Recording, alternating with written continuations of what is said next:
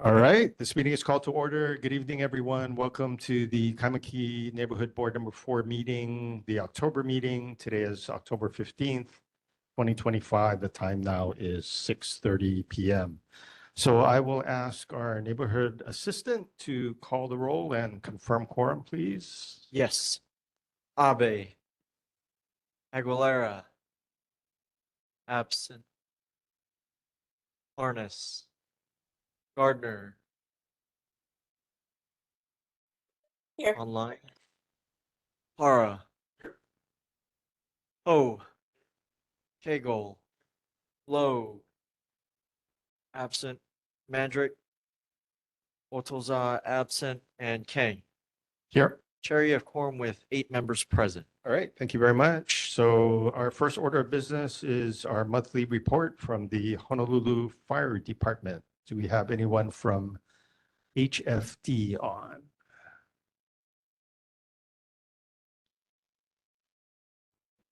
Okay.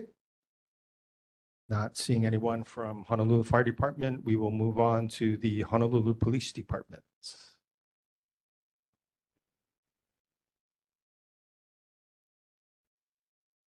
Hi, good evening. Yeah. Hi, good evening. Lieutenant Thompson from District 7. I'll start with the stats from September. There was 11 motor vehicle thefts, 5 burglaries, 29 general thefts, and 6 unauthorized entry into motor vehicle cases. Total calls for service for the month of September is 5,864. Security tip for the month is home security tips. Always lock all exterior doors and windows before leaving your house, even if it's for a short trip. Make your home look occupied by leaving on lights and radios. Make it difficult to break in. Always lock your garage doors and sheds. Don't tempt a thief. Store lawnmowers, mopeds, bicycles, surfboards, or any valuables out of sight. Trim your shrubbery around your home to reduce cover for burglars. Install motion-sensitive lighting near doors and dark areas on your property to prevent concealment of intruders. Never leave keys under doormats, flower pots, mailboxes, or other secret hiding places. Burglars know where to look for hidden keys. Never leave notes on your door such as "I've gone shopping," "Be back soon," etc. Make your valuables with your driver's license number or other personal identifiers with an engraver. Marked items are harder for burglars to dispose of and easier for police to recover. Pictures is also a good thing to have too of these items. Install a safe for items such as cash, jewelry, or firearms. All safes should be bolted down to the floor foundation to prevent being taken. Change locks immediately if your keys are lost or stolen. When moving into a new home, have all locks changed. Louvered windows are intended for ventilation, not security. And this is the most common way for burglars to make entry to houses in Hawaii, is removing the louvers. It's not foolproof, but gluing the glass louvers or purchasing locking clips does help and makes it harder to break in. And consider installing a burglar or alarm system. Dogs are good deterrents. Most intruders will avoid a house with a dog. Be a good neighbor. If you notice something suspicious in your neighborhood, call 911 immediately. And more tips can be found on our website, honolulupd.org. And if you have any questions, I'll be happy to take them at this time. All right, thank you very much, Lieutenant. Any questions for the Honolulu Police Department from the board? All right, seeing none. Any questions from the community? All right, seeing none. Thank you very much, Lieutenant. Appreciate it. Thank you. Have a good evening. Good evening. Okay, so we're going to move on to community reports, and we have a report from the Board of Water Supply. Lorna? Hi, good afternoon or good evening. Can you folks hear me okay? Yes, thank you. Okay, very good. My AirPods were not working. For the month of September, we had 2 main breaks. One was on Kaimuki Avenue, the other one was on Sierra Drive. That occurred on September 16th and 12th. The announcement that I have for this month is that the Board of Water Supply, we need your kukua now. So please reduce water usage by 20%. Lower than normal rainfall and high water demands can impact our water supply. So while we're good for now, here are some simple ways that you can help to ensure we have fresh drinking water. So we can encourage you folks to turn off the tap while you brush your teeth, wash hands, and shave. Shorten your showers by a few minutes. We always say like 5 minutes, and use a garden hose when you water your lawns outside, and also irrigate early in the morning to reduce evaporation. And so even the smallest changes that you do make a big difference. So let's work together and make every drop count. And if you want more information and more tips, please visit our website at www.boardofwatersupply.com. That is all I have for tonight. Does anybody have any questions? All right, thanks very much, Lorna. Any questions for the Board of Water Supply from the board? Okay, for the community, any questions? All right, seeing none. Thank you very much, Lorna. Great. Thanks for the update. Thank you. All right, have a good evening. Bye-bye. Bye-bye. Okay, so at this time, before we move on to presentations, if there are no objections, I'd like to amend the agenda this evening to include a report and update from Kapiolani Community College on a community forum.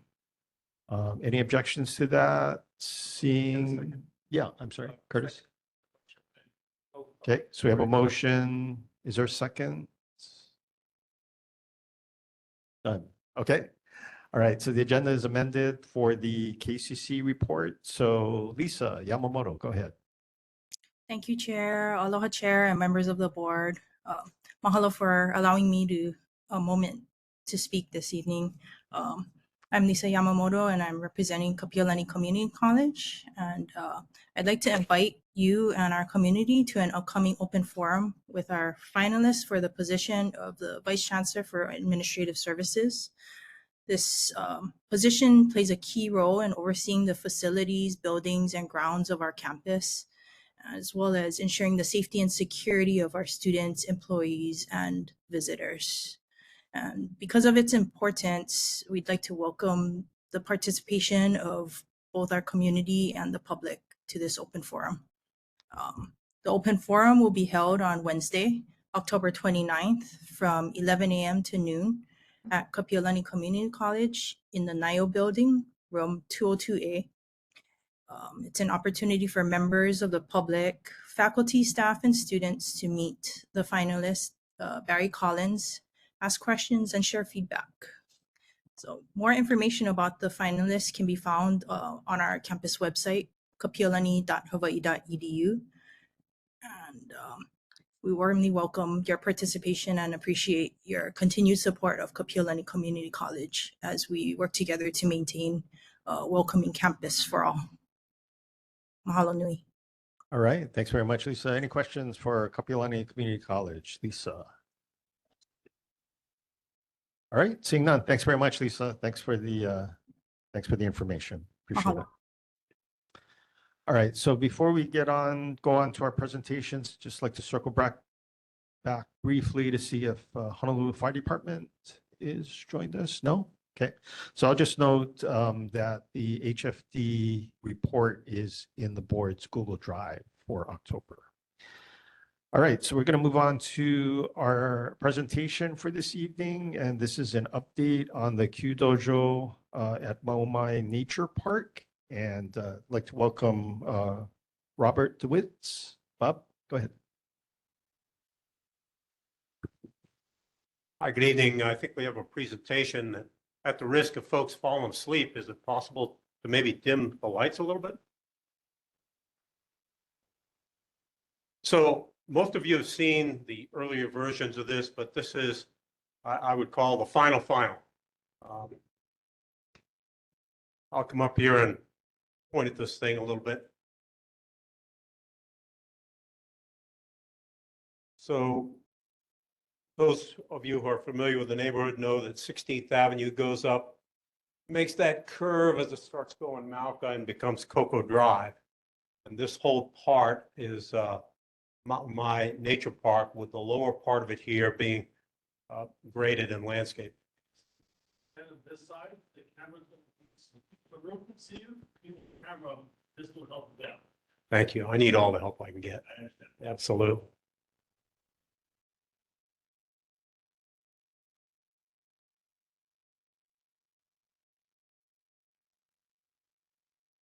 There we go. So that's the layout that is pretty much final. The original layout you saw was Malcolm Mackay. As our civil engineer got into it, we found some significant drainage issues with runoff coming from the Board of Water Supply property over here. So we changed the orientation to east-west, and actually that turned out quite nicely. So that's how it's going to look. This will be the main shooting gallery with a classroom here. This is the open grass area where the arrows pass over, and this is the target house over here. This will be a little Japanese garden. This will be parking, and we got 19 parking stalls configured in that spot. So, and by the way, I'm representing Honolulu Kyudo Foundation, a nonprofit that's partnered with the city on this. And I'd like to acknowledge Chair Waters here, whose office has been supportive throughout this. So thank you for being here, and hopefully this will be educational. Next slide, please. So just a little basic background. What's Kyudo? Kyudo is a traditional Japanese discipline of archery. I won't call it a sport because it really is a mental, spiritual discipline. Very important in the Japanese culture, plays a lot of roles in the Shinto rituals. And, came over here with the Japanese immigrants. The oldest Kyudo club in Hawaii is more than 125 years old, but they never had a proper place to practice.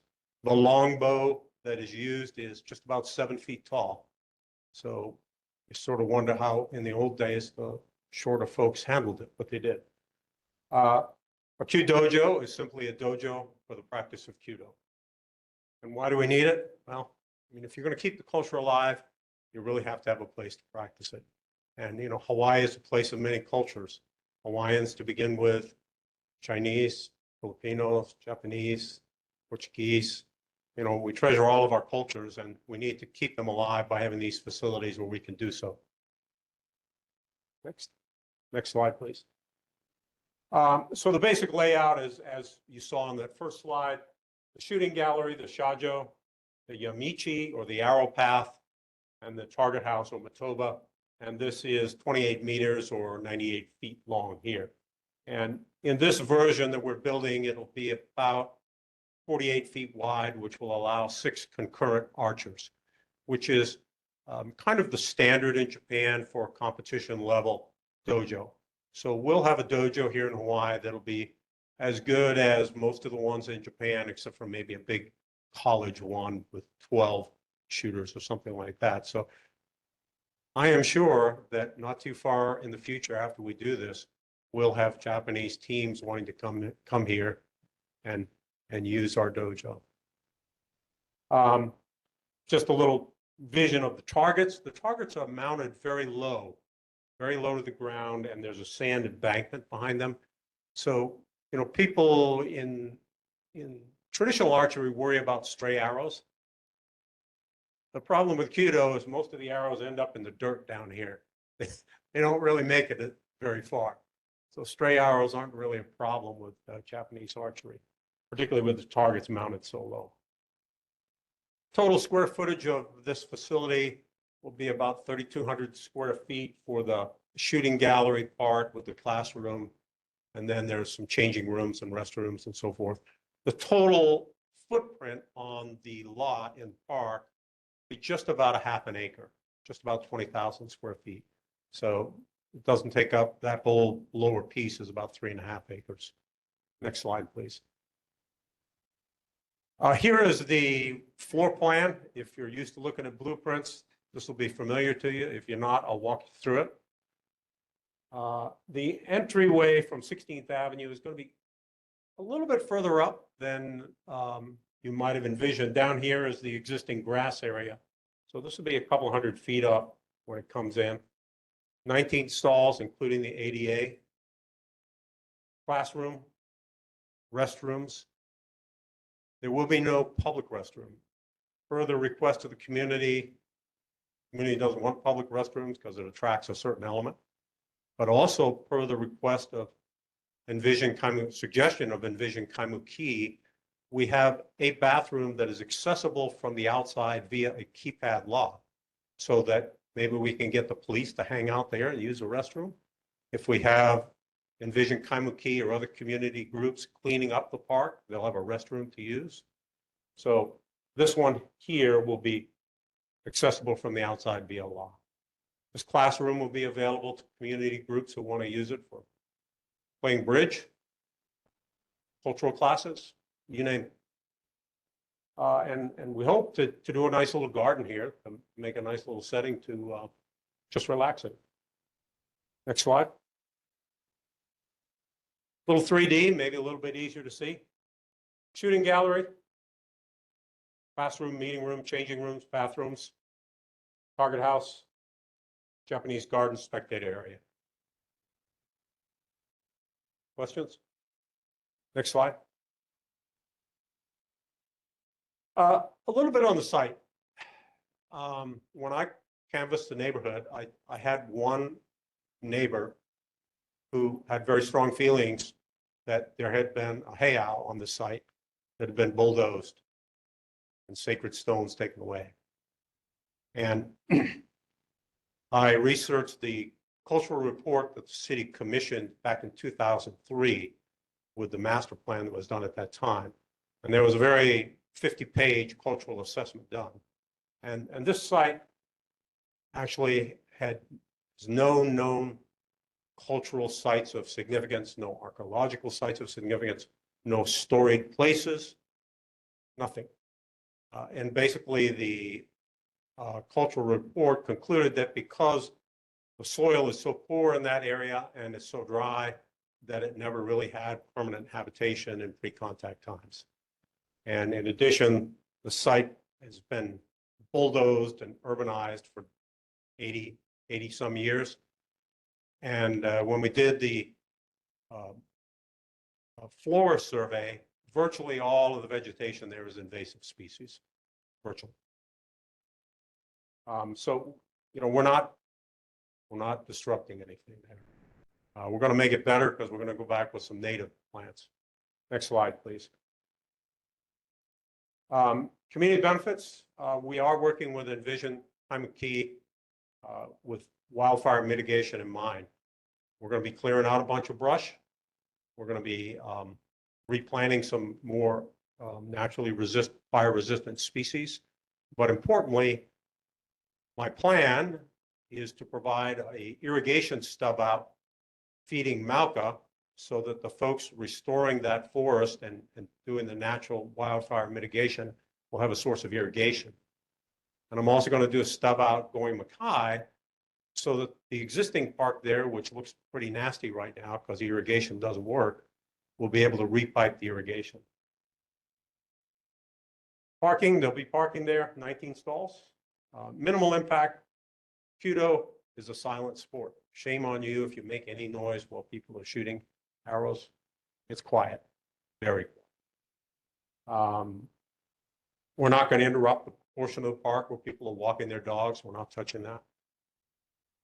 Improved security. We hope that the police do come there and hang out and park and fill out their reports and use the restroom and drink coffee and whatever else they do. Community resource. The classroom is available to anybody in the community. It's a public facility. The Shajo shooting area is a wooden floor thing. No shoes allowed, but it'd be great for hula hula.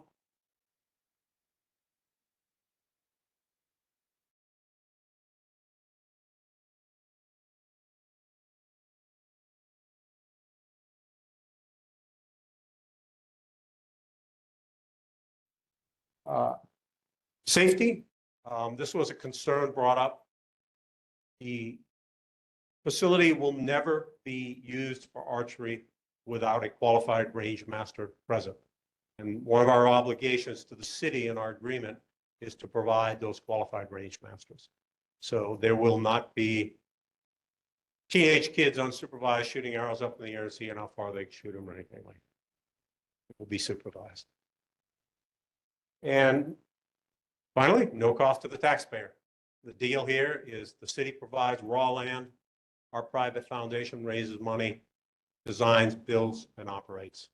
No cost to the taxpayer. Next slide. Supporters. Chair Waters' office gave us a letter of support way back when. Mayor's office and Vision Kaimuki have been great folks to work with over the past 6 months. I've learned a lot from them. And I got some quotes from folks here on the board at one of the earlier meetings that I lifted off the tape. So be careful what you say on tape. And I think that's the end of it.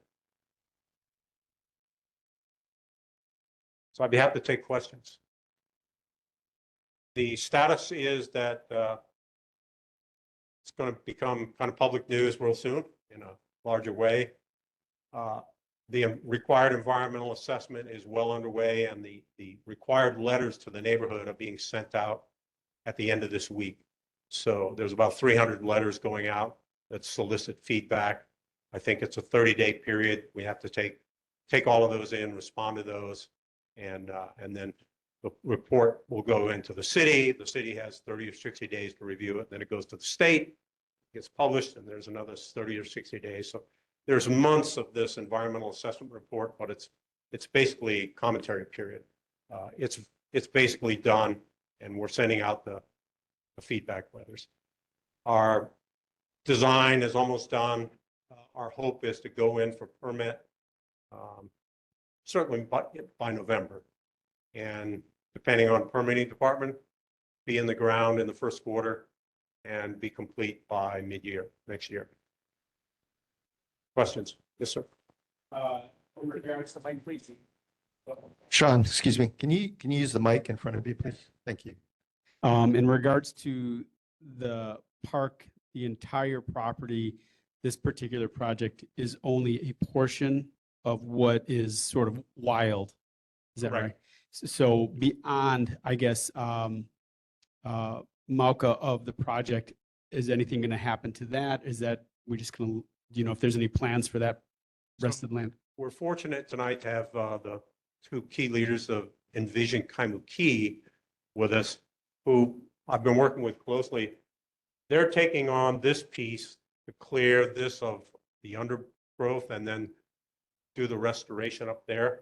So we're working closely with them. And as I said, I'm going to stub out an irrigation supply because that's one of the big issues when you're trying to start these new seedlings, right? Right. So yes, there is a plan, but that's Envision Kaimuki. Got it. Thank you. Yes, ma'am. I'm just curious how long it took to get to this point, like how many years from when people came up with this idea? You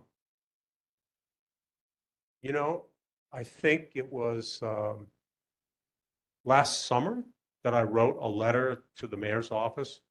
And within days, I got a call from the chief of staff who said, hey, we like this. Let's run with it.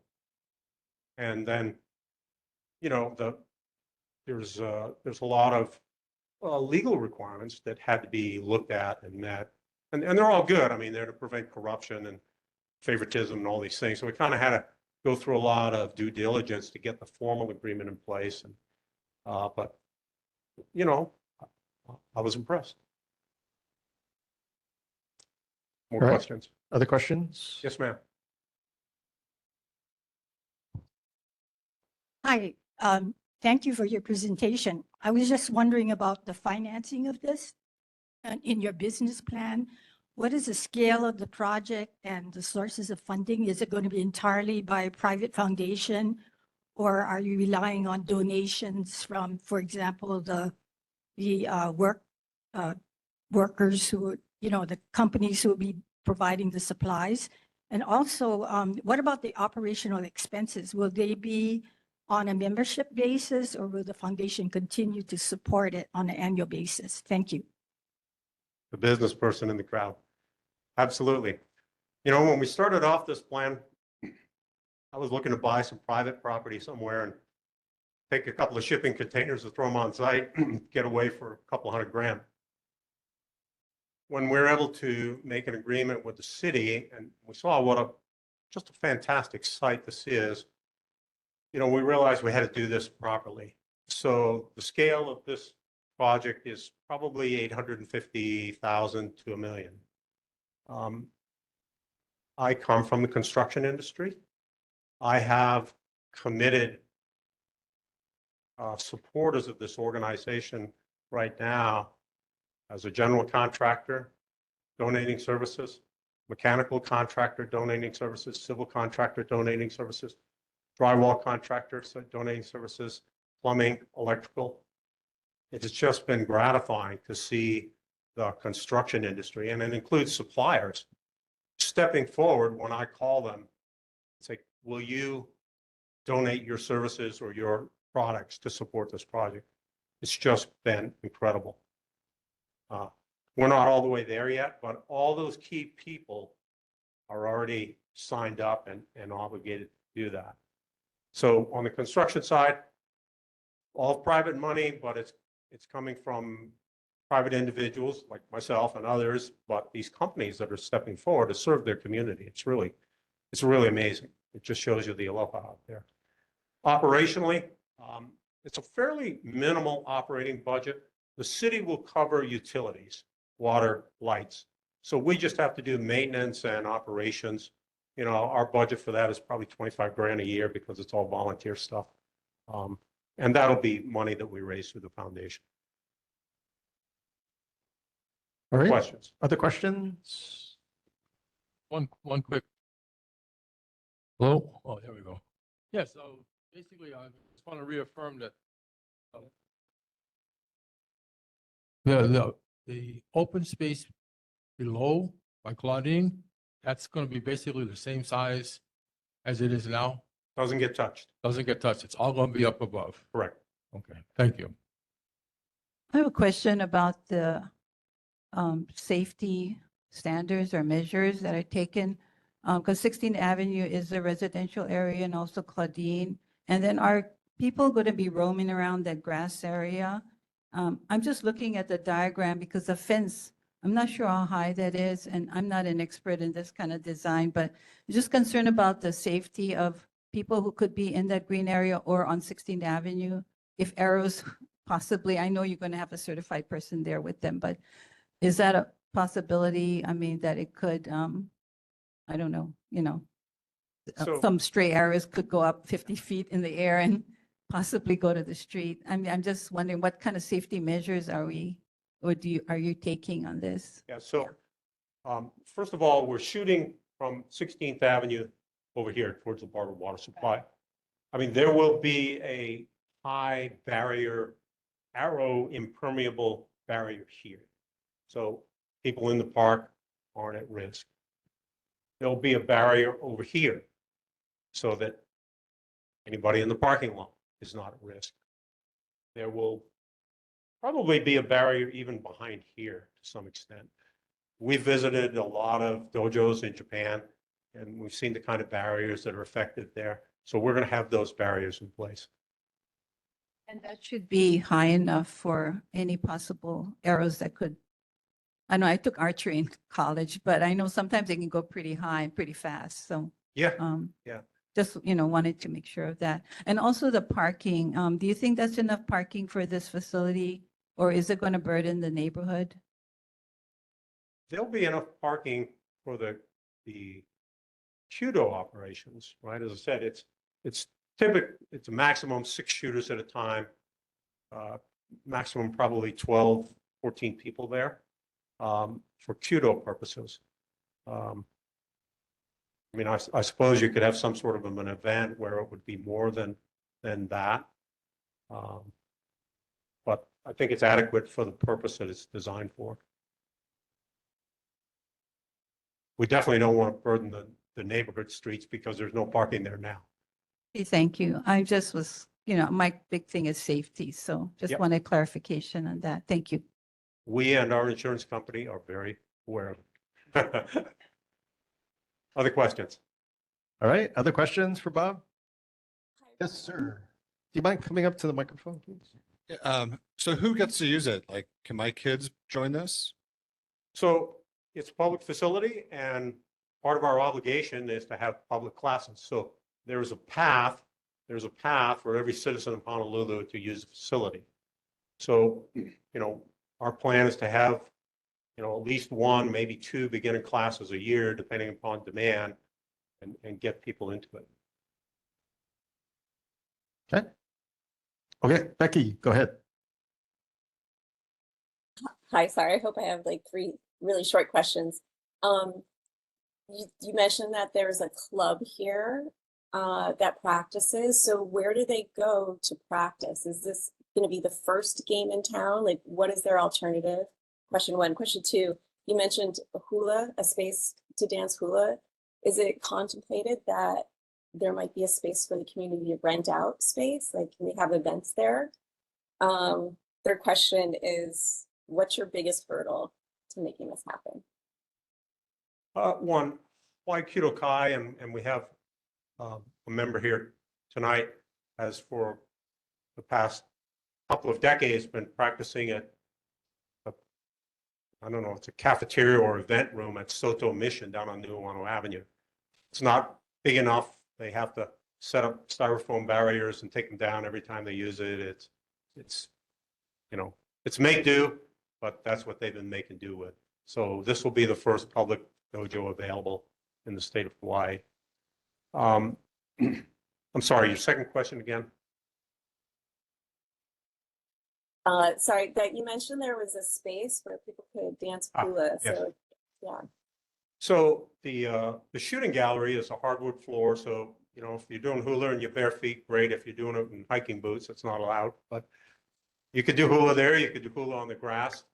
In terms of expansion of the facility, we don't have any plans for expansion. And frankly, the site is pretty well maximized as it is. You'd have to go further into that Malka part if you wanted to expand the facility anymore. And then biggest hurdle? Yeah. It's all manageable right now. I mean, I don't see anything. There's nothing on the horizon that scares me.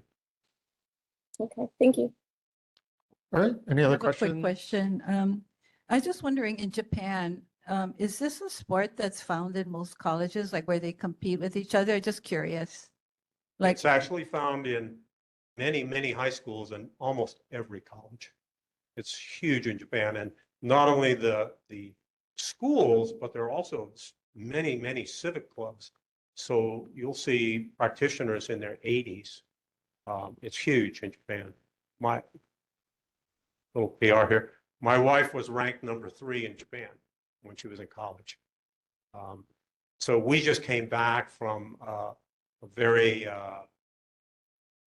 very impressive Kyudo ceremony at one of the big shrines in Tokyo.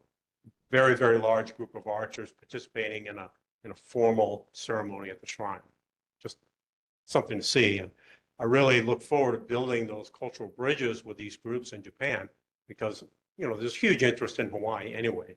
But these Kyudo practitioners in Hawaii are going to want to see this dojo. They're going to want to come here and get a chance to participate in. All right, any other questions for Bob? Yeah.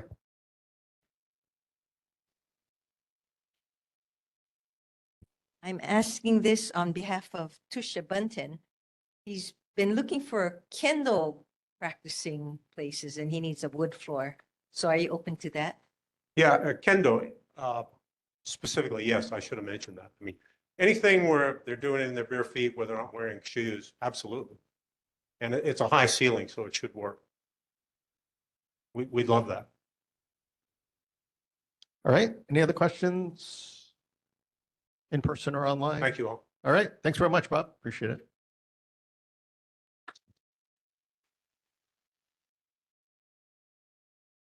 All right, so we will move on to the next item, which is related. It is a resolution and the board's consideration of a proposed resolution supporting the construction and operation of a Q dojo at Maumai Nature Park. And Curtis, do you mind putting it up there on the screen? You have it available.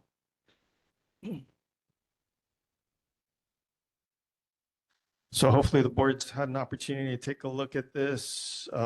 Essentially, it's a resolution with the recitals, essentially kind of summarizing Bob's presentation here on the park, aspects of the Q Dojo, the benefits of the project for the community, and the alignment with the Department of Parks and Recreation of the city to provide cultural and recreational programs for the people of Honolulu, and the strengthening of cultural ties between Hawaii and Japan. And the resolution is to support the Hawaii Kyudo Foundation's proposal in partnership with the City and County of Honolulu to construct, operate, and maintain a Kyudojo at Maumai Nature Park. So I'd like to invite a motion to adopt the resolution. Okay, moved by Paul Ho. Is there a second? Okay, moved and seconded. Any discussion? Okay. Any discussion from the community? Online? All right, seeing none? All right. Can we do it by voice vote? Okay. Are there any objections to adopting the resolution by any member? All right. So we will deem it as unanimous consent and the resolution is adopted. All right. Thanks very much.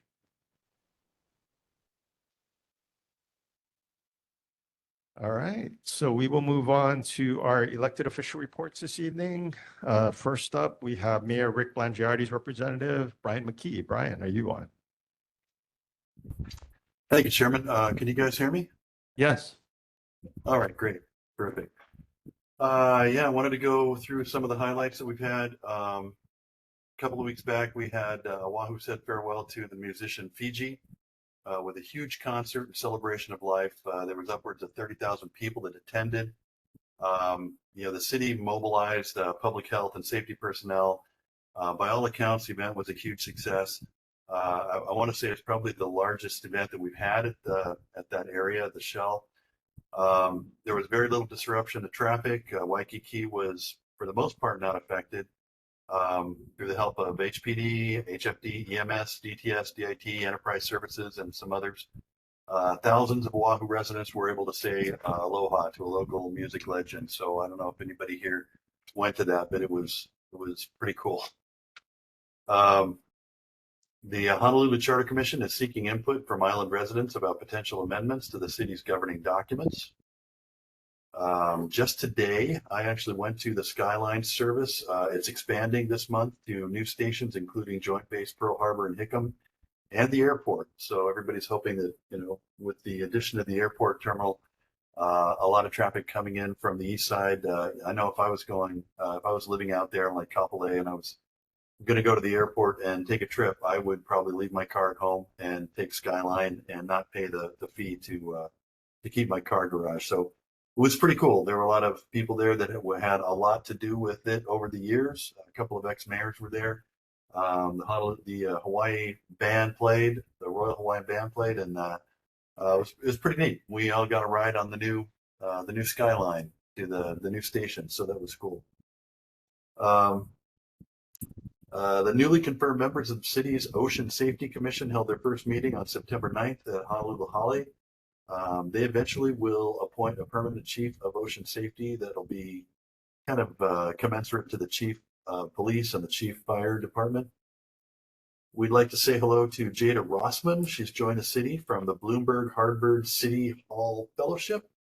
There was a competition of a bunch of cities to get one of these fellowship people to come out and help, and using their considerable talents in order to kind of streamline city processes and reduce bureaucracy. Honolulu won.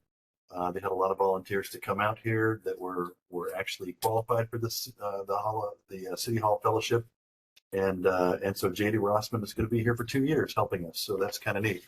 She's here on a grant funding, and I've met her. She seems very capable, and we're looking forward to her help here in the next 2 years. And then the Pride Parade is Saturday, so be looking for that. Is there anybody that has any questions for me? I'd be willing to take them right now. All right. Any questions for the mayor's representative, Brian McKee, from the board? All right. Yeah. Juanita, did you have a question? For the Transportation Committee, yeah. Yeah, in terms of the Transportation Committee, the Joint Committee with the Diamond Head, as well as Kaimuki boards, and Palolo also included, we met with DTS regarding Bus Route 200 in May, and we've been trying to schedule a meeting that they promised us. In terms of their timing, the timing, I guess they got caught up with the rail, but they said after October, things should lighten up. So we're wondering, as a committee, joint committee, if you could somehow get in touch with either the mayor or DTS to schedule this meeting regarding Bus 200. Can you do that? Okay. We'd I can do appreciate that. it. Thank you. I Okay, will do that. Great, thank you. You got it. All right. Any other questions for the mayor's representative? Yes, for Brian McKee. This is just a follow-up from the last meeting. The speeding going down from 12th Avenue, going down Mauna Loa Avenue, starting at 12th Avenue. Because I mentioned there was no speeding, a speed limit sign from Right. 12th Avenue to almost 9th Avenue where Liho Elementary is. There's no 25-mile speed limit sign going downhill. So there's a lot of speeding. And I know you mentioned something about they did a study, they didn't detect any problems, but I was wondering when they do that, is it by police officers or with uniforms on or, and you know, what time of the day was, yeah, thank you. Sure. I remember following up on this. HPD said that they ran a couple of, interdiction patrols. So they waited for people to speed by so they could kind of ticket them. And they said that they hadn't really had much success with that, which I know surprised this group. When I gave that report, people were like, "Oh, come on, everybody speeds. They should have gotten somebody." But the study itself is done by DTS. And so they take a bunch of traffic engineers and they take a look at it and see what they could do in terms of, would it be a speed bump or a rumble strip, or would there be more signage or something like that? And they sometimes take a long time to come out with their recommendations. So I could get a status on this for you and bring it back to our next meeting. But yeah, if it's a study done by DTS, it could be a while, frankly. I would appreciate that. There's a lot of people crossing the street on 11th and 10th because the park is right there too. And then further down, there's a bus stop on 9th Avenue. And then the school is right there also. So a lot of pedestrians. I see a lot of close calls. It's kind of scary because people come down like 40, 45 miles an hour and downhill slope a lot. And so I live right on Mauna Loa. So, and I walk the park every day. And so I see a lot of that. But yeah, that'd be great if you could follow up. I appreciate it. Thank you. Okay, I totally will. Thank you. All right. Other questions for Brian McKee of the mayor's office or the mayor's representative? All right. Seeing none. Thank you very much, Brian. Thanks for the updates this evening. You bet. Thank you, everybody. All right. So we're going to move on to City Council Chair Tommy Waters, and Chair Waters is here with us this evening. Welcome. Hello, thank you so much. Good to see you all. So a couple of things. I wanted to talk about a few bills that we passed and a couple of bills that we're currently debating, and I wanted your folks' feedback. So myself and Councilmember Val Okimoto introduced Bill 49 and 50, which passed and the mayor signed into law, increasing everyone's homeowner's exemption. So your next tax bill should be reduced because your homeowner's exemption is going up from 120,000 to 140,000. And for kupuna, if you're 65 years old or older, it goes up from 160,000 to 180,000. We'd like to raise it even more, but that should take care of at least if your property values have gone up in the last year, this increase of homeowners exemption hopefully will take care of that increase. You may have read in the newspaper today, Bill 54, the Budget Committee was considering raising rates for bus and handy van. We've been debating it back and forth now for about 3 months, and so far we haven't reached the consensus. Some of the sticking points, interestingly, is that should we be charging out-of-state people more money? So I'm curious, what do you guys think? Should we be charging them more money? Especially the Canadian, someone from the audience is saying. But here's what the Department of Transportation Services said, because all of us kind of felt the same way, like, yeah, of course we should, right? But they said that they don't want the bus drivers to have to determine who's in state and who's out of state. And believe it or not, I'm part of Hawaii, graduated from Kamehameha schools, but most times people meet me, they ask me, where are you from? So I thought to myself, I get on the bus and I don't have my driver's license with me. How am I going to prove, other than talking a little bit pidgin, but how would you prove that you're from here, right? So that's something I think we need to work on a little bit. One of the things that my staff came up with, they said, you know what, have a high rate, like $5, or if you're going to pay in person. But if you're able to show that you're local with your driver's license or state ID or with your holo card, right? When you go buy the holo card, you fill it up from 7-Eleven, boom, you're going to get the lower rate. So that's something that we're talking about. Another sticking point was whether or not we should lower the qualifications for free or reduced fares. Yeah, on its face, it sounds like a good idea. But one of the things that came up, again, Department of Transportation Services said, well, if we do that, you're going to lose about $6 to $8 million in revenue. Now, personally, I thought, hey, we want to get more people on the bus and more people on the rail. So if we reduce the rates, good, especially for people who are struggling, right? What was brought up, you know, you may have saw it on the news, it was on the news last night, OTS and the bus drivers are currently in a squabble over their contract. Yeah, so do we give up that $6 or $8 million, or do we give it to the bus drivers?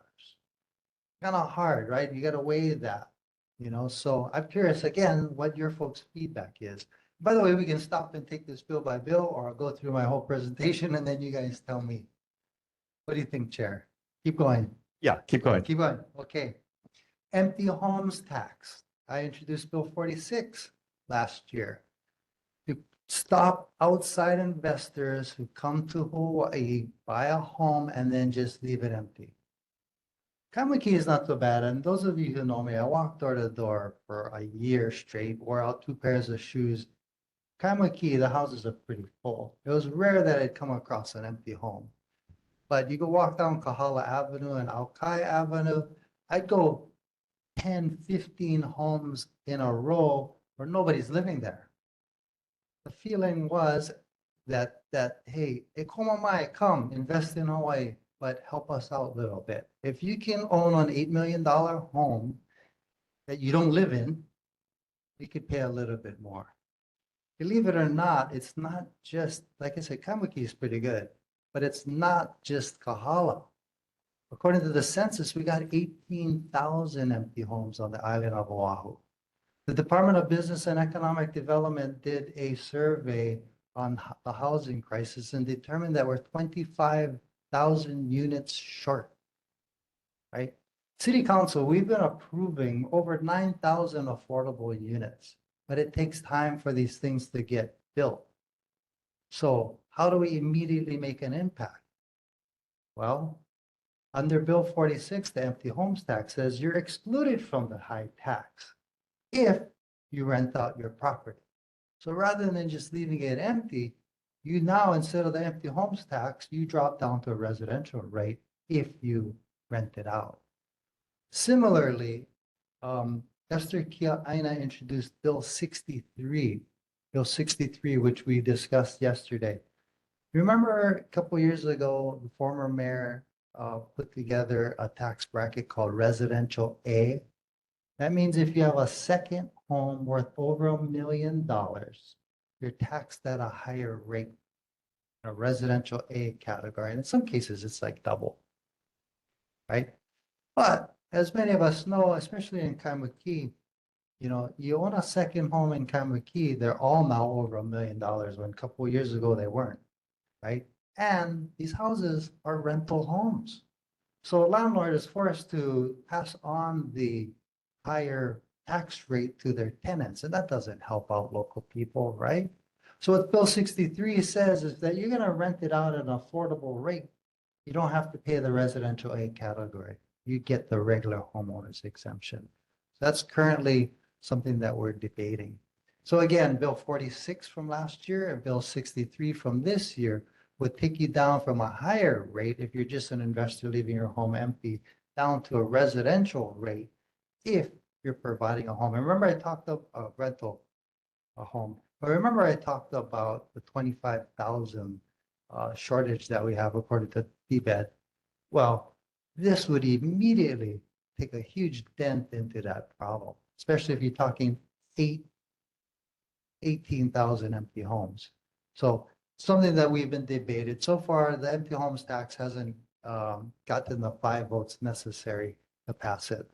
Right now, the council, I think, got 4 votes to do that. As director a few minutes ago mentioned, the Charter Commission. So what the charter is, it's the constitution for the city. Yeah, it's a guiding document. And the only voters can change it, right? It has to be approved by 50% plus 1 vote. Yeah, to change the charter. So every now and then the council will pass a charter amendment, then it goes on the ballot, you'll see it. But every 10 years, the Charter Commission will look at the entire charter and make recommendations, and you'll see it on your ballot. So it's your opportunity. You could do it through my office if you need help drafting something. We're happy to do it. And most of you know Kevin Imanaka, my chief of staff, who's here with us today. Contact us. We'll help you write it if you got a good idea. Or if you have any idea, that's my job. If you want to do it in any way, let me know. We can help you do that. But they're going to have hearings in various neighborhoods on the island. It's on our website, so you can check that out where they're going to be somewhere near us. I introduced Bill 64 and 65 that passed out of committee yesterday. It's going to go before second reading. But basically, I'm asking the administration to give the people and the council more information about lapsed funds. Did you guys know that we lapse about $1.2 billion a year? $1.2 billion. A lot of that is on vacant positions, yeah? The one that always comes to mind that's the most stark is the vacant positions at the Honolulu Police Department. They're up to 485 now. 485 vacant uniformed police officers. But what do they do with the money? The city council funds it every year. Well, it lapses. Yeah, so what I'm thinking, I will need more details on this lapse funding because heck, we got a lot of stuff we could pay for and upgrade and fix using that money. I've even told the interim chief Vanek, I'm like, Chief, you guys need bulletproof vests and new police cars. Why don't we take some of that money that you lapse every year and put that towards other needs? How about fixing our parks and the bathrooms using that lapsed money? But so in these 2 bills, I've asked for more information. Unfortunately, Budget and Fiscal Services testified against that bill. They didn't want it. Said, oh, too much work. But I'm like, hey, guys, come on. If it's too much work, it's new. Anytime you try something new, it's different. It's hard, but once you get used to it, right, is what I'm arguing to Budget and Fiscal Services, that it becomes easy. Anyway, take a look at Bill 64 and 65 if you're interested. And I'll end on a high note that you guys get my newsletter. This young man, his name is Asa Shimizu. Smart kid, man. My appointee to the Youth Commission. By the way, for those of you who don't know that, I created the Youth Commission through a charter amendment. I wrote the bill that went on the ballot and people voted not unanimous, but overwhelming support to create a youth commission. Basically, young people, they have their own commission like a city council and they debate issues that they deal with as young people and then advise the city council. Anyway, my guy was appointed the chair of the youth commission. So very proud of him. This is a picture of me and him on the morning news talking about him. But anyway, very proud of that. And thank you for the opportunity. I know I went way over my time, but I'm open for questions. All right. Thank you, Chair Waters. Any questions? Carol, go ahead. I really like the idea of making it cheaper to ride the bus, and you gave these two things where there's $8 million, and I'd be really happy if there was somewhere in the middle, or maybe even not the middle, but for certain people to have cheaper bus rides, doing it hey, when you go in and you prove that you're local kind of thing. Okay. Yes, we want to tax absent owners. I'm totally still approve of that tax credit if you're renting. Same with the residential thing that you explained. That was very interesting. So yeah, I think they should get a regular rate if they're renting. Anything we can do to encourage people to rent empty places, that's super. What is the timeline on the charter thing? When do we have time to look into this and get involved? That's like right now? Yeah, it's currently right now, they're starting to have their hearings. They hope to finish their work in the next couple months so that whatever they pass goes on the ballot for 2026, November of 2026. So we got a few months, but if you're interested, we should do it now. Okay, and last question. You gave an example of lapsed funds and giving positions in the police department. What other kind of lapsed funds disappear? Any other examples? Oh, yeah, yeah. In every department, actually, believe it or not, there's about 3,000 vacancies for the entire city. 3,000. So those are 3,000 positions that we fund every year. By the way, we ask every year of every department, are you going to fill these positions? And every department says, yes, we're going to do it. So is there a thing that, is it easy to take money that was supposed to go to salary and use it for something else, or is that going to be a problem? So great question. So if they wanted to move the money from, say, current expenses to salaries or vice versa, they have to come before the council. So every month we hear 5 to a dozen requests to transfer funds. And that's why I'm put together Bill 63 and 64 to say, hey, why don't we just do this up front, right? I've been doing this now for 6 years, and this is going on every month for 6 years. They transfer funds constantly. And I'm like, hey guys, why don't we just do it up front? Tell us what you need. You need bulletproof vests. We know you're not going to fill. So I asked the chief, how many positions can you fill through the police academy in 1 year? Best case scenario is 120, but more likely 100. So I'm like, look, that's 380 positions. You need new equipment. Let's use the money there. But there's other examples with current expenses. It's just money that doesn't go spent, right? It just doesn't. If the rent that they have to pay turns out, some departments have to pay rent. They rent space in another building. If for whatever reason they miscalculated and they have extra money, that lapses. If the electricity bill is less than they budgeted for, that lapses. So stuff like that. Thank you. Sure. Thank you for your feedback. Appreciate it. I have All a right. question on the residential A properties over $1 million. I think it's about $11 per thousand or something like that. Yeah, is that ever gonna be adjusted, you think? Because but the reason why it's hard, I myself have rentals and it's hard. I have, raised the rent and, because property taxes are really, now insurance has gone up too. And another thing, there's a lot of empty homes on the market, condo, a lot of them. So, because I'm a realtor too, so,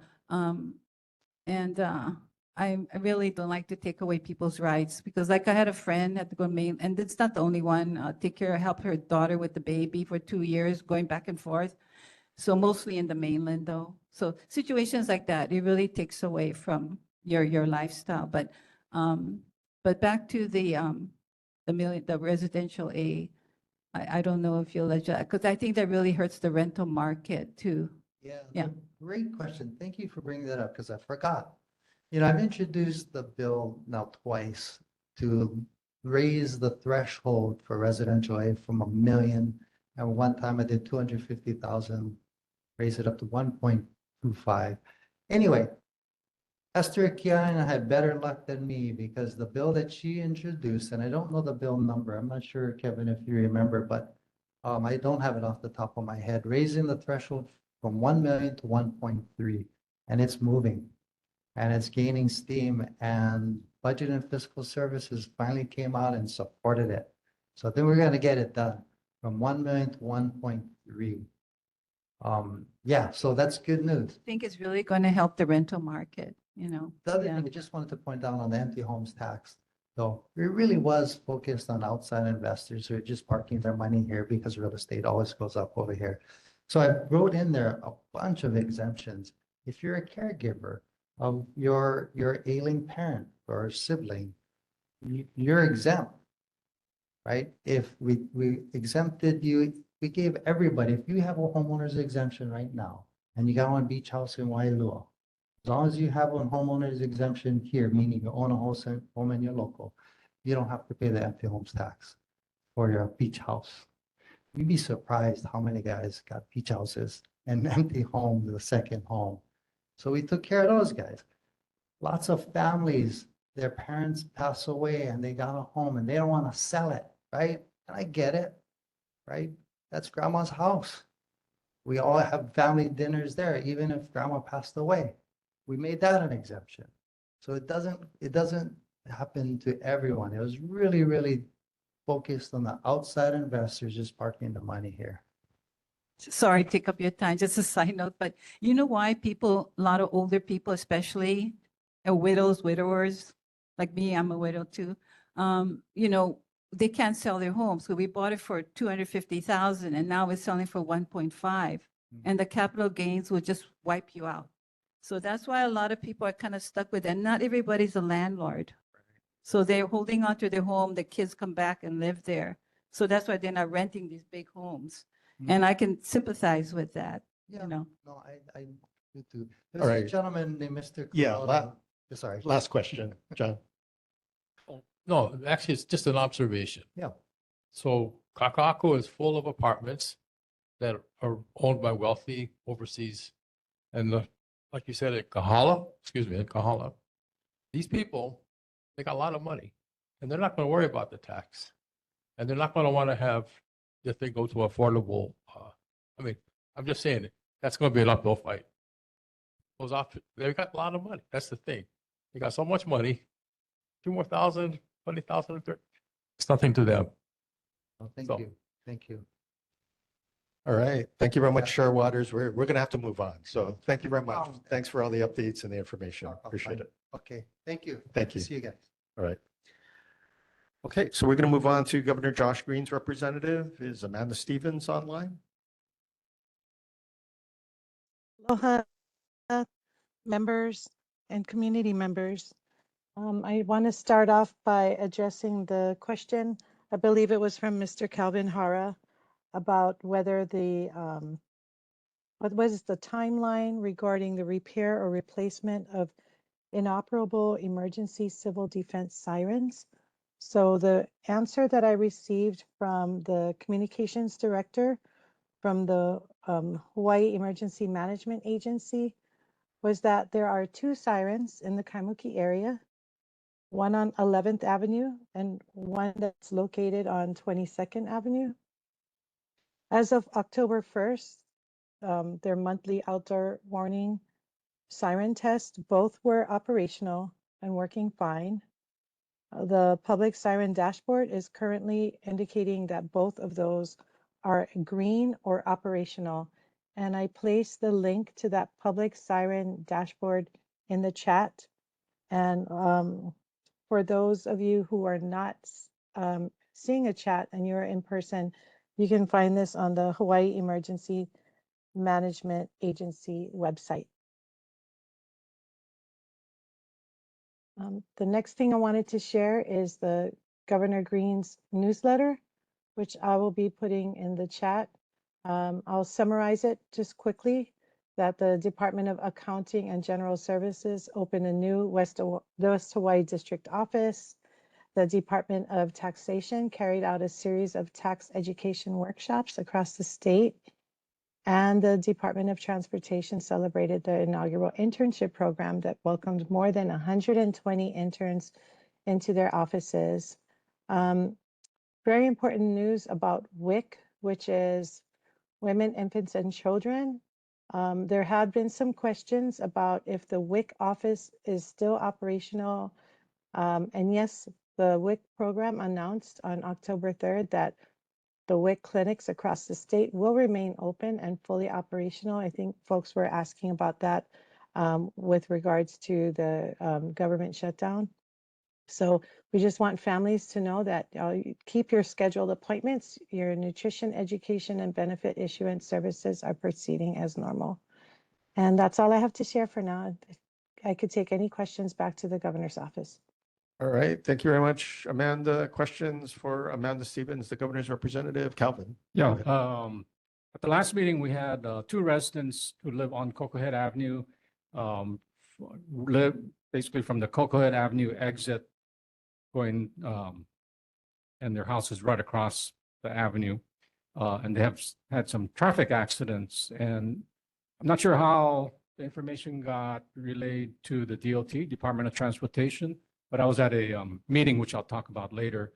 But there's an engineer, Casey Abe, assigned to take a look at the residents' concern. And he said he would have a report back to this board next month. Great, thanks, Calvin.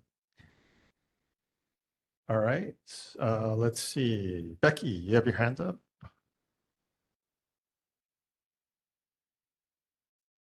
Hello, can you hear me?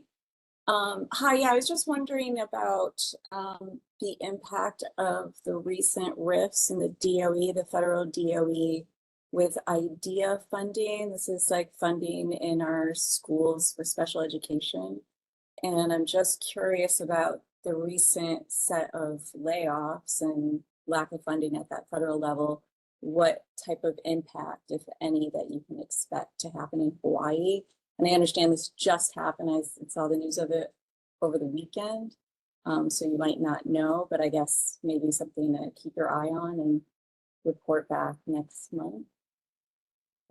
Thank you so much. Yes, our Division of Vocational Rehabilitation did share some of that information with us, and they're still looking to see what the impacts are, but I can, or what the impacts may be, but I can take those questions back and bring it back to you next month. Thank you so much, Becky. Thank you. All right, I think I saw his hand. Yeah, Bob, go ahead. Hi, good evening. Recently, the tours to Kalaupapa National Park reopened, and there's approximately 30 to 50 air tours per month at $600 a piece. I've written to the governor's office and DLNR asking about when the state would reopen the trailhead to allow hikers down there. The DLNR has already acknowledged that they have legal control of that through the Historic Highways Act, but nobody from either your office or DLNR has responded. So can you give us some feedback of what the governor's doing to reopen the trail so folks like us don't have to pay $600 to go to Kalaupapa? Definitely. So my colleague from the Department of Land and Natural Resources, we were just in a meeting today, so I'll make sure to take back your question, and it's my responsibility to bring it back to you next month. Thank you very much.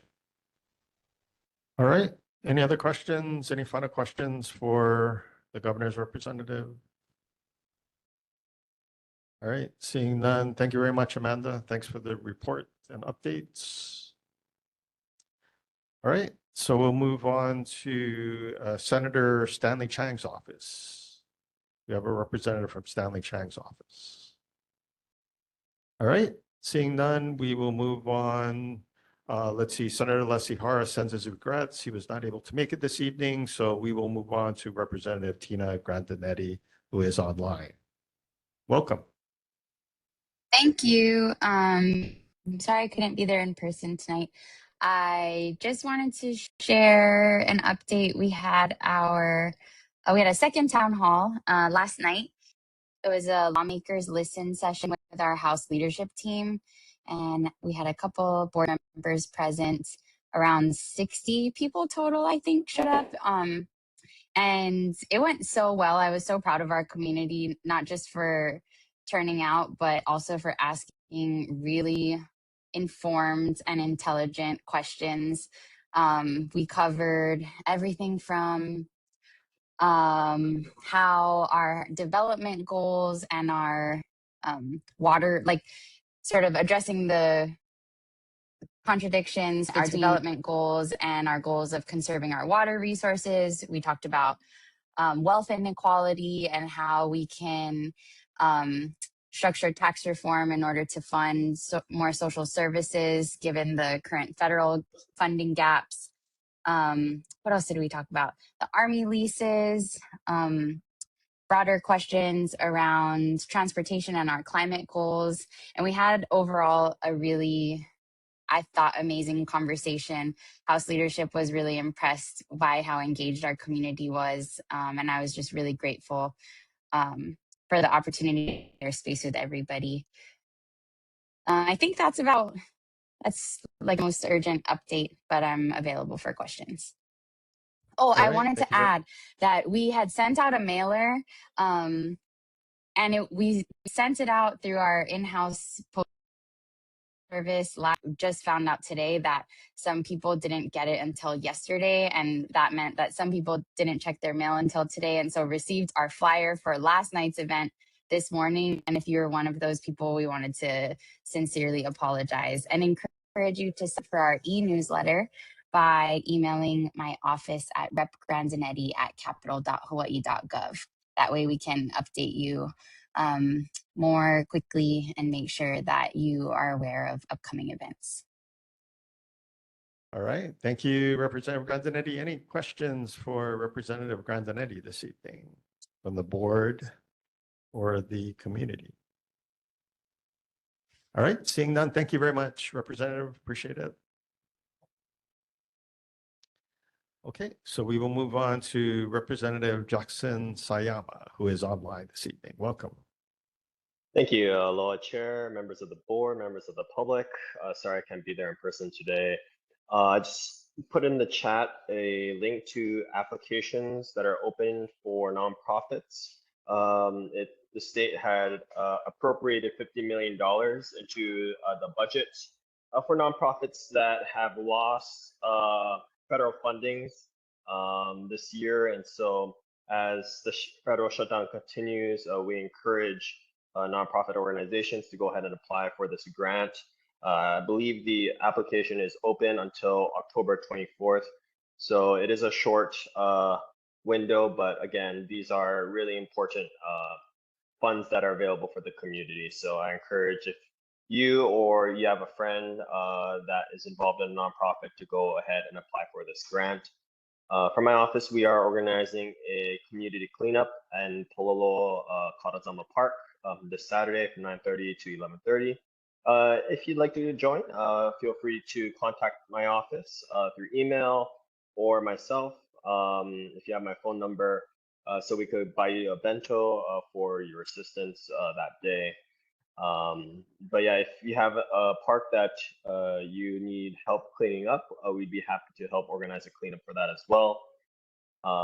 From constituent concerns, we've been receiving some emails regarding some feral chickens on Cocoa Head Avenue that are roaming around the state DOE facility there. There are other concerns or similar concerns regarding feral chickens that I've been dealing in Pololo Valley that we are trying to figure out ways to get rid of them.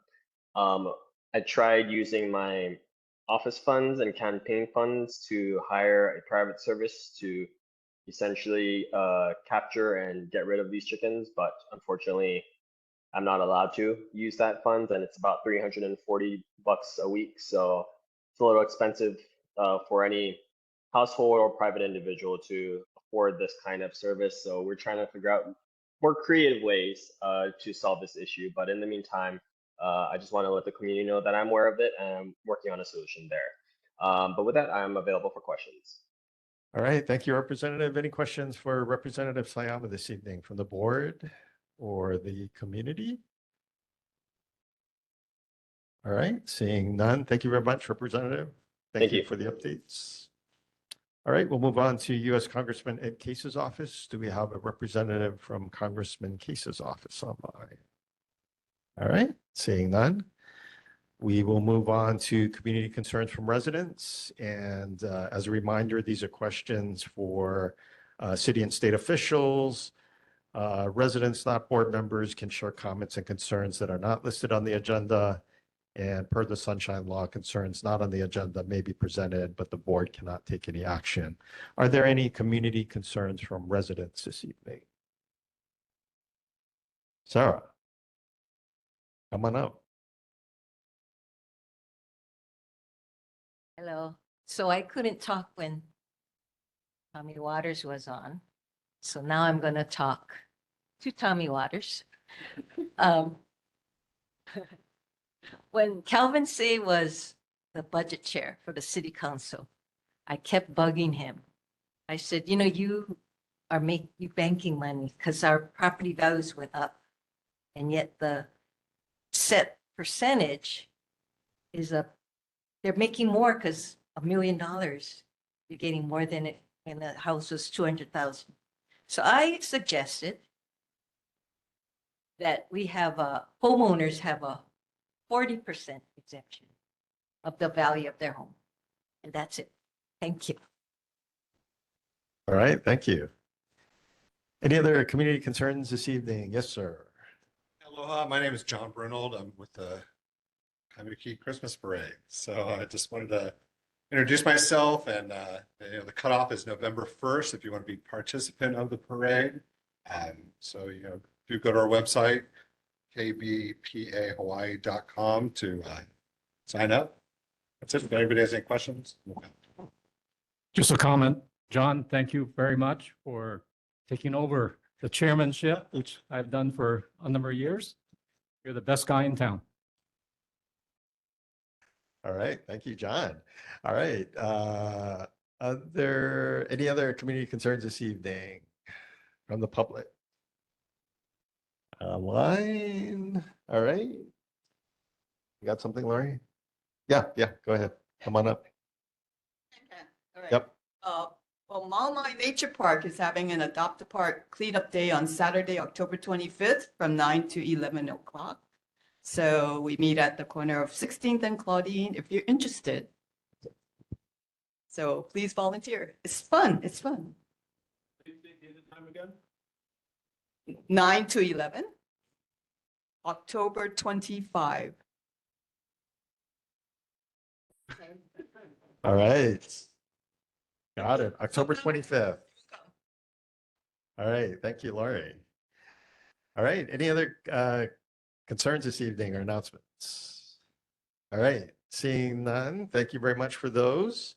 We will move on to board business. And speaking of the Kaimuki Christmas Parade, the first item for the board business is a vote for the board to participate in the Kaimuki Christmas Parade. For those of you who are new to the board does participate in the parade every year, or has been a participant. It's a fun event, terrific community event. And it's rain or shine, and it's about a mile. So it's very doable, and it's a lot of fun. So in order to request the NCO to appropriate funds for it, we do need to formally approve our board's participation. So I would invite a motion. All right, so moved and seconded enthusiastically. All those in favor, please say aye. Any opposed? Any abstentions? All right, thank you very much. And by the way, all friends and family are welcome to participate in the parade with us.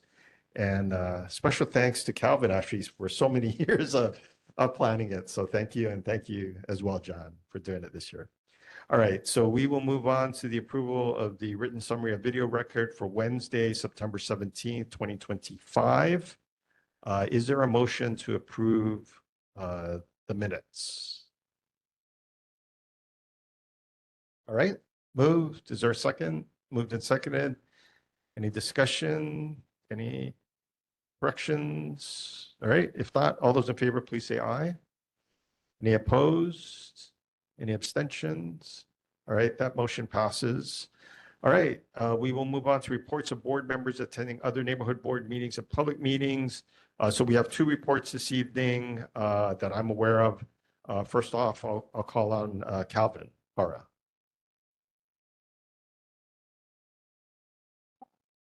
So first one is I attended Representative Grandinetti's town hall meeting last night. The second one is there was a two-day Department of Transportation traffic safety summit, October 8th and 9th. So I represented our board. Very informative from the State Department of Transportation perspective. The summit was led by Director Ed Sniffen. And largely, the takeaway is, what we've been hearing in the media, the actual facts of how many people have died on the roadways statewide. And to cite the statistics, there has been a 32% increase of fatalities on the road in the state from last year. 90% of deaths caused by human error. I think right now, since last week, the number has probably gone up a few. So we're about 100 people have passed statewide. But it was a big overview, and just trying to cover this in just a matter of a few minutes. Essentially, the DOT is looking at it as a safety crisis going on, looking at just the numbers, the actual facts. But there's so many parts of the Department of Transportation, and DOT is focused on state roadways, although they gather statistics from all roadways. So the city and county participate in that because they have to look at it globally in the state. There's for Oahu, complete street planning that's involved. Essentially, the public, when they speak up, and especially Oahu, it's about traffic because the public wants to get from point A to point B as quickly as possible. And so how do you do that when it's rush hour, right? And the thinking from the DOT side is that, they want to improve the vehicle flow to keep cars moving, vehicles moving. And how to do that, basically, they have to spend some money. Some of the safety issues are being addressed with technology. We know about the photos taken of red light violators. Now speed is being introduced. And the third one to come about soon will be on noise, vehicle noise. Technology is there to capture that as well as, the vehicle and license plate.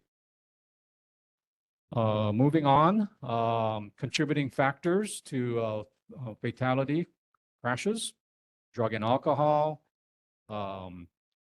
reckless driving, and distracted driving. I think those are not unknown. I think we all figure that's probably the reason. On the safety side, social media is being utilized, and communities are using the opportunity to work with families, young parents, with their keiki car seats and having training on how to properly install a car seat. Also, there'll be more education on reducing secondary crashes. So they cited an example on the windward side. There was a pedestrian was hit by a vehicle, and then a second vehicle caused more injury to that person.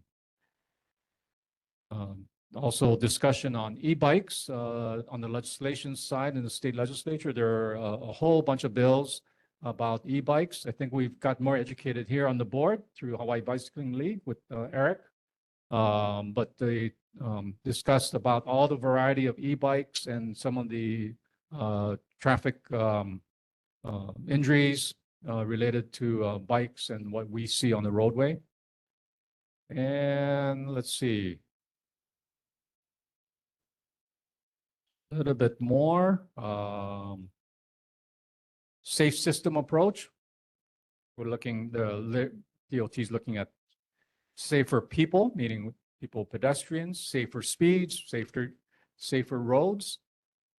Let's see, and that's about it. There's a lot of detail. I'll be getting access to all the PowerPoints, so I'll let you know how I can share that. But it was overall a very good session for the two-day event. All right. Thanks very much, Calvin. And thank you very much for attending that. Appreciate it. And we will move on to Carol.